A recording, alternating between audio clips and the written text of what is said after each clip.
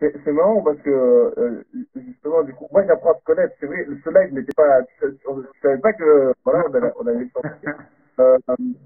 Ensuite, moi, c'est pour ça que j'aime bien ne pas prévoir. Comme ça, on reste vraiment tu vois, sur du spontané, de l'authentique et de.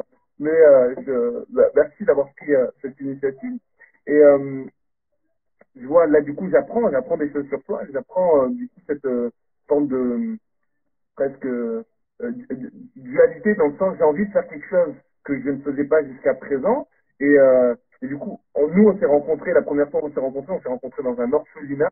Et en fait, qu'est-ce qui amène un grand barbu rugbyman à aller se consacrer à des nourrissons orphelins? Donc, j'ai l'impression que c'est un peu le. Tu vois ce que je veux dire? Là, après, c'est une nature sociale. J'ai toujours été dans le social. J'ai bossé à l'école de la DM Science où, pendant 5 ans où j'étais formateur référent, où je travaillais avec des jeunes en réinsertion, qui n'ont pas de diplôme, qui n'ont rien. On apprend à construire avec eux leurs projets. Et là, il y a beaucoup de collègues qui allaient, qui prenaient, ah, il y a un contrat là, je vais être là, les élèves là, il y avait. Et moi, j'aurais dit non. Je veux vraiment construire moi, c'est pour ça que je kiffe ce que tu fais, je te suis, parce que c'est exactement comme ça que je vois la vie. J'allais prendre des jeunes qui ont traversé de l'Éthiopie, de l'Érythrée, en camion, dans une roue de remorque, jusqu'en France. Et ce gars-là, tu travailles avec lui son projet. Et aujourd'hui, il est à Sydney. Le gars qui était dans la roue. Le gars qui était dans la roue, il est parti de l'Éthiopie, de l'Érythrée, il a fini en France. Quand il raconte son histoire, c'est fou. Et là, aujourd'hui, à Sydney. Il travaille là-bas. Il vit là-bas. Waouh. Alors, son objectif, c'était d'aller rejoindre sa famille après aux États-Unis. Il y a ses sœurs, ses frères, tout ça qui était, et il est parti à Sydney. Il m'a dit, j'ai un oncle qui est là-bas. J'ai dit, mais tata, il m'a dit, de la famille partout dans le monde. Il m'a dit, une fois que ça y est, lui, il a régularisé ses papiers, il va faire de l'argent, et le but, c'est d'aller rendre visite un peu à tout le monde. Mais ces gens-là, ils ont pas les mêmes limites que nous. C'est ouf. Je connais quelqu'un son frère a traversé la mer pour venir en France, qui est décédé. Je crois qu'il a enterré Ouais. son frère 2 jours après, il a pris une même barque parce que son frère avait sacrifié sa vie pour la famille. Et lui, Mhm. il a dit, bah, lui, il n'a pas sacrifié sa vie pour rien. Je crois 3 jours après, il a pris une barque pour aller. Et quand il raconte ça, tu deviens fou. Mais après, comme tu as dit, chacun. Et voilà, mon grand-père, on lui a toujours proposé d'aller en France, il est resté ici, il a fait sa richesse ici. Son frère est parti, son autre frère, et lui, il est resté ici. Mhm. C'est chacun, j'ai un frère qui est venu du Sénégal, lui qui a étudié que le Coran. Lui, son Mhm. objectif, c'était, il y a des écoles coraniques où il est parti jusqu'au bac. Il parlait le français, il parlait l'arabe, il parlait l'anglais. Et dans cette école, l'école d'Aziam Sam, j'avais un peu peur de lui parce qu'il n'a pas fait l'école normale. Parce qu'il était coranique, musulman. Mais c'était Mhm. une crème, tu as la peur de l'autre. Moi, j'avais pas cette peur de l'autre. Et j'aimais aller écouter l'autre pour construire les projets. J'ai d'autres collègues où ils étaient fermés parce que peut-être qu'ils n'avaient pas voyagé, peut-être que, tu vois ce que tu disais, cette crainte. Moi, je suis beaucoup à l'écoute, je suis beaucoup dans le social. Et ce jeune-là, aujourd'hui, quand il m'a dit, moi, mon projet, c'est de m'occuper de l'autre, on a pris, hop, ses objectifs, il parle assez bien, tu vois, ils ont une langue soutenue un peu en Afrique. Ouais. Bien français et compagnie. Et ce gars-là, aujourd'hui, il est responsable dans Paris. Il a un appart dans Paris, il a un F3 dans Paris. Il est gardien d'immeuble. Il s'occupe d'une résidence où il y a beaucoup de personnes âgées. Il s'occupe d'eux. Voilà, ils ont besoin de ci, ils ont besoin de ça. Il sort les conteneurs, tout. Ça lui va, mais à merveille, ce projet-là.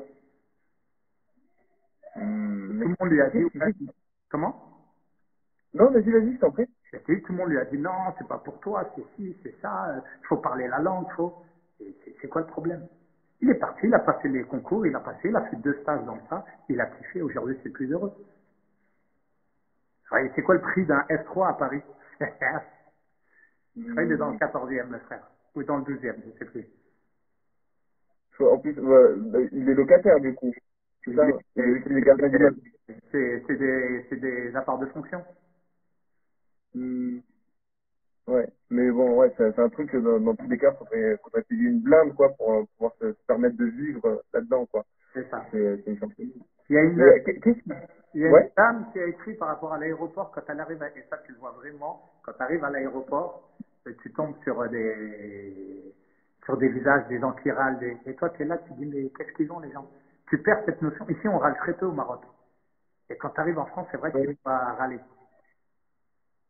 Hum, Là je lis en même temps, on a coupé court. Donc tu me parlais de leur... ce qui s'est passé, c'est que moi j'entraînais au rugby à Paris. Et j'ai eu la proposition de la sélection marocaine, le manager de la sélection marocaine de rugby m'a proposé d'entraîner la sélection marocaine. Donc c'était une grande remise en question, c'était le Maroc, c'était une construction, c'est le pays de mes parents, de mes grands-parents, et mes racines. Et moi j'aime trop, nous on y allait chaque année, on y allait 2, 3 fois dans l'année. Et après mon pèlerinage, après la Umrah, je suis parti à la Mecque, je suis revenu. J'ai changé d'état d'esprit. Faire la guerre, m'embrouiller, ça, parce que j'ai une barbe, parce que si, non, en fin de compte, la religion n'appartient pas des Arabes. Tu te prends une grande claque, hein, tu reviens. Tous ceux qui vont faire dans cet endroit-là, tous ceux qui vont, ils reviennent changer. T'as beau me dire ce que tu veux, ils reviennent changer. Changer parce que tu prends une claque, parce que tu rencontres du monde, tu as des histoires magiques, tu vois, les contes de Mille et une nuits et compagnie, tu as vraiment des choses magiques qui se passent là-bas. Tu as tout le temps, tout le monde a son histoire à raconter de magique. T'as tout le monde, tu parles de ça, tu parles d'un endroit, de tous les gens qui te suivent là, qui ont été, et hier je confirme, tous les gens qui vont te dire, c'est tu changes. Tu as un moment de dépression parce que tu vis un truc intense, immense, et c'est personnel, parce que la relation, t'es en Wi-Fi 4 bars directement, tu as besoin de personne. Et dans la religion musulmane, il n'y a pas d'imam, il n'y a pas, on n'a pas comme ta religion, elle t'appartient. La relation, elle est directement, ton cœur, il est direct en Bluetooth. Si tu veux Dieu, tu trouves Dieu n'importe où, dans n'importe quel endroit, t'as besoin de personne. T'as pas besoin d'un imam ou t'as besoin des gens de science pour te guider pour la bonne compréhension. Mais ton ressenti, ton cœur, celui qui fait battre ton cœur, c'est... Après, c'est pas un grand bonhomme avec une grande barbe, c'est c'est l'oiseau que tu entends le matin, c'est le soleil qui se lève et qui se couche, c'est le vent qui souffle, c'est la plante qui effleure et qui devient fruit. C'est toutes ces choses-là, c'est pas... Tu l'appelles Dieu, tu l'appelles lumière, tu l'appelles force, tu l'appelles ce que tu veux, et c'est toutes ces choses-là qui te rendent fort. Et quand tu reviens de là-bas, tu n'as plus les mêmes envies.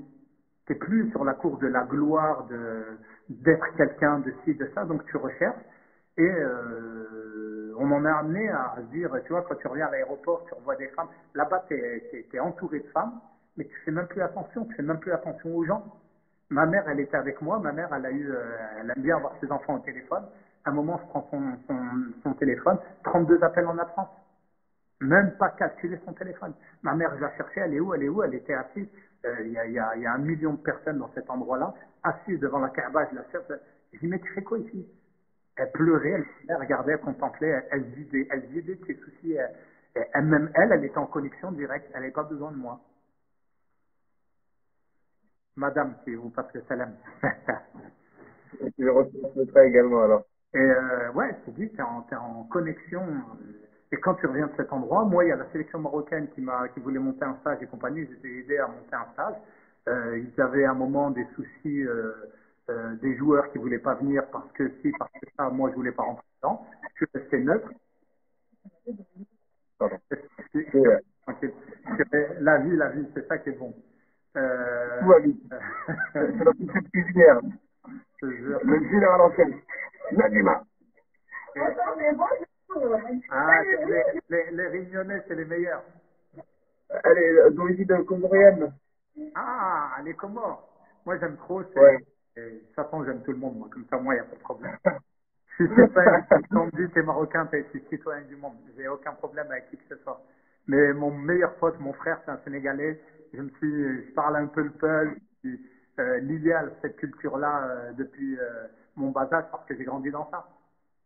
Et donc, quand je suis revenu de... Vas-y. Je disais pour le coup, ouais, les Comoriens, je trouve que c'est un mélange entre les Sénégalais, en tout cas moi, peut-être que je le perçois, entre les Sénégalais, le dynamisme, l'énergie, la force de caractère et la douceur des Indonésiens. Donc c'est hyper intéressant. En plus, les Comores sont situés vraiment entre les deux. Donc, c'est intéressant à observer comme. Mais vas-y, je t'en prie. Je trouve ça Continue. Tu vrai. disais. Ouais, donc Hein? ouais, quand on est rentré, on se cherchait un peu et compagnie. Je continue à entraîner au Stade français. Ça se passait assez bien avec mes équipes. Moi, ça, Dieu m'a toujours facilité. J'ai tout le temps eu des résultats qui vont. Et je me suis occupé un peu à aider le manager à monter un stage et compagnie. J'ai appelé des joueurs que je connaissais. Je commençais à ramener. Et les joueurs que je connaissais et que je commençais à ramener en équipe, ont fait la demande. Ils ont dit, mais pourquoi pas Mohamed? Voilà, il fait les choses. On le connaît, c'est un grand entraîneur, tout ça. Je leur ai dit non, non, il y a un entraîneur en place. Moi, je suis pas de ceux qui... voilà, il y avait un mec en place. Je lui ai ramené ballon, chasuble, plot, bouteille. Je l'ai laissé faire tout. Ils ont voulu un moment... bon, je rentre pas dans ces politiques-là. Et après, on m'a appelé, on m'a dit, bah, pourquoi pas entraîner là. Il y avait les Prix Nations en Algérie, ce qu'on a préparé, une Prix Nation d'Algérie, c'est entre le Maroc et la Tunisie. Euh, D'accord. Tout le monde ne connaît pas l'histoire du rugby maghrébin, mais c'est une histoire qui a plus de 100 ans. D'accord. Et Je le savais pas. Maroc a rencontré la France, la Roumanie, et elle a une vraie histoire, le Maroc, au niveau du rugby. Et la Tunisie ont eu une grande équipe à 7. L'Algérie, ça date de peu, mais là, ils sont au plus haut niveau. Par exemple, le Maroc, la Tunisie et l'Algérie sont au plus haut niveau africain. Et là, D'accord. ça devait se faire là en juillet, les qualifications à la Coupe du Monde. C'est décalé par le Corona, mais les trois équipes sont en course pour, avec le Sénégal, avec la Côte d'Ivoire, avec la Namibie, Zimbabwe, Ouganda, Kenya. Non. Il est en mouvement perpétuel. Pardon. Donc, Excuse-moi. quand Ils sont au top. Ils sont au top et normalement, ça aurait dû avoir lieu quand la compétition? Elle devait avoir lieu là, quand on la a sélection? fait. D'accord. Après, moi, avant ça, comme si on a fait les Tri Nations, le Maroc l'a remporté en Algérie. Après, on a eu la Coupe d'Afrique à Casa contre Madagascar, les Malgaches et la Côte d'Ivoire. On l'a remporté. Et moi, quand j'ai pris la sélection marocaine, j'étais invaincu. Tout se passait bien et compagnie. Et d'un coup, on m'a dit, bah, tu vas passer DTN, comme tu es rentré, parce que je suis rentré pour m'occuper pleinement. J'ai pas fait comme la plupart des entraîneurs où je partais et je revenais.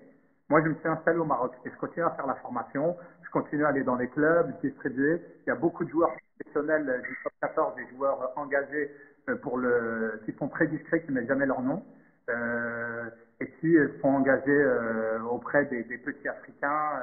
Elias Alansari, Rabat Simani, l'un des plus grands joueurs au monde, un des plus grands piliers du monde, un Algérien, un Français, qui joue avec l'équipe de France. Et ça, c'est des gens qui contribuent beaucoup au développement du rugby africain, de par des ballons, de par des chaussures, de par... et il y a plein de gens comme ça Gaël Ficou, Benjamin Fall avec le Sénégal, chacun essaye de contribuer à la réussite. Baki Maïté, qui a, je sais pas si tu as entendu parler d'un rugbyman professionnel qui, par le corona, a été infirmier et parti dans les hôpitaux. Tu as entendu parler de cette histoire? En France, ça a fait un grand boom. Rugbyman professionnel, comme là, il n'avait rien. Il est parti, il a signé un contrat, il fait homme de ménage dans les hôpitaux. Énorme. Ah, Wow. non, non, voilà, le monde du rugby. Le mec est rugbyman et il est pas Rugbyman super. professionnel, il est parti nettoyer les poignées, les portes, dans les hôpitaux pendant les gars du Stade français se lèvent à 3h30 du matin, l'équipe pro du Stade français se lève à 3h30 du matin, ils vont à Rungis, ils vont faire les Ouais. et ils distribuent pour les hôpitaux et ils ont une partie pour leurs supporters qui sont bloqués, personnes âgées et compagnie. Ils vont leur distribuer des denrées alimentaires dans la journée. Ils commencent à 3h30 du matin et finissent à 8h du soir. Ah là là là là. Oh my god. C'est énorme, C'est hein? énorme. Hein? Mais là, tu vas grave aussi, tu sais, parce que je vais peut-être, je dois retourner en France. Tu vois, moi, j'avais prévu de voyager pendant 1 an, voire 2 ans. Hein? Et en fait, là, voilà, avec tout ça, je vais plus pouvoir voyager. Et j'avais deux options. Soit revenir en France et bouger uniquement au sein même de la France. Peut-être que je vais faire ça. Soit me poser et tu sais, trouver un travail qui fasse que je travaille de 4 heures à 13 heures, juste la moitié de la journée. Comme ça, je charbonne à fond. Et le reste de la journée, je pars à la rencontre des gens. Et du coup, je me dis, mais ça, nettoyer, tu vois, genre, tu sais, ce serait kiffant, tu vois, mais il a eu énormément de courage. C'est un bonhomme, quoi. C'est un bonhomme. En plus, c'est un gars qui il a fait plein de clubs, il a fait Massy, il a fait Carcassonne, il a fait le Stade français. C'est un grand bonhomme de rugby, hein. Il aurait pu être basketteur professionnel, il a une carrure, il est un sportif, un athlète de haut niveau. Et, un gars qui a le cœur sur la main, c'est le capitaine de l'équipe de la Côte d'Ivoire de rugby.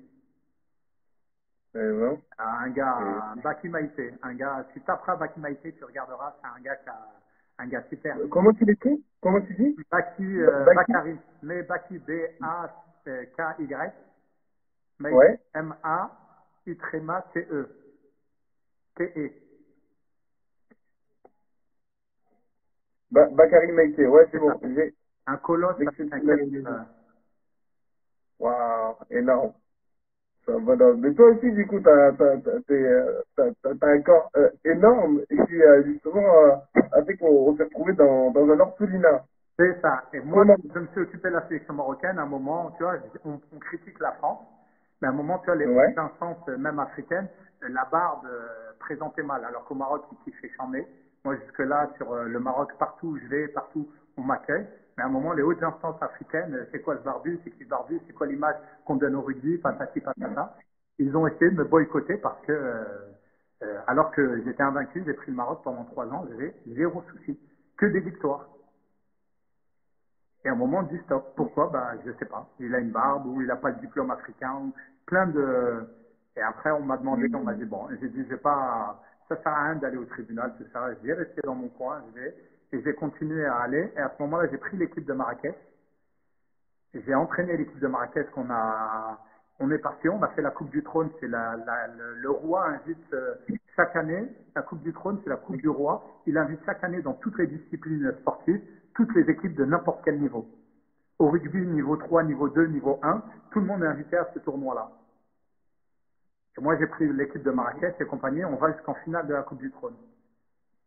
Et comme je leur donnais du temps, je leur ai dit, comme j'ai pris pas mal de coups et comme je t'ai dit, quand tu tombes, tu te relèves, tu apprends, tu as des cicatrices qui te rappellent un peu tes blessures.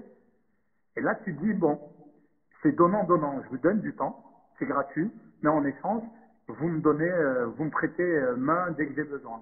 Et là, j'ai cherché une structure où donner du temps, je ne savais pas où j'allais, et je suis tombé sur cet orphelinat. Parce qu'il y a un gars, un frère, Khalid, qui m'a parlé de l'orphelinat.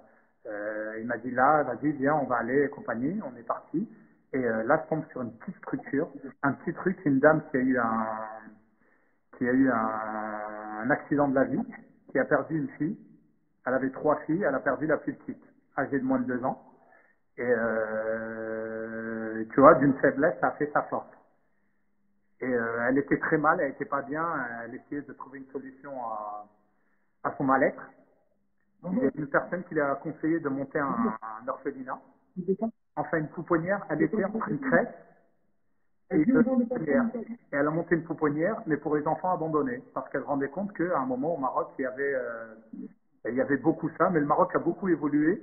Il a même, avant, c'était mal vu d'abandonner un enfant, parce que tu ne peux pas abandonner un enfant. Et donc, quand tu passais devant la justice parce que tu as abandonné un enfant, parce que tu as... donc, les gens, ils essayaient de se débarrasser de l'enfant né de la prostitution, de l'enfant né du mal, hors mariage, de l'enfant...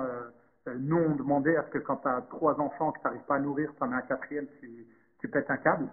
Et le Maroc a fait passer une loi comme quoi il l'autorisait.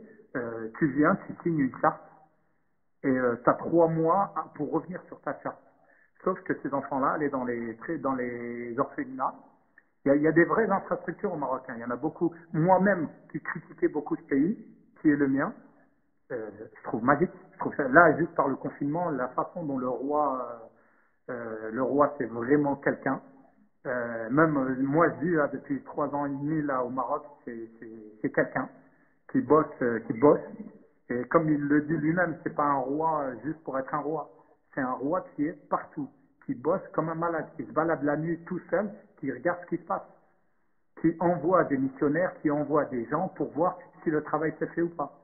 Après, il y a la Constitution, parce que c'est une monarchie constitutionnelle qui bosse, et il n'hésite pas à sanctionner ceux pour qui ça va pas, ceux pour qui veulent tricher. Lui, dès qu'il attrape quelqu'un en train de tricher, il blague pas. Et je t'ai dit, il y a des orphelinats, j'en ai visité pas mal, j'ai été voir, il y a une école autisme, qui bosse avec les enfants autistes et compagnie, et là, je suis tombé sur cette structure. Ah non, c'est pas pardon. Je sais pas si tu le vois aussi, il reste 23 secondes. Je te promets, on va terminer ici, tu sais, parce que les lives, ils peuvent durer qu'une heure. Ah, ok. Donc en fait, là, on est arrivé au bout d'une heure. Je vais raccrocher, je vais relancer, et on reparle pendant 15-20 minutes, ça marche? Sur l'orphelinat, super.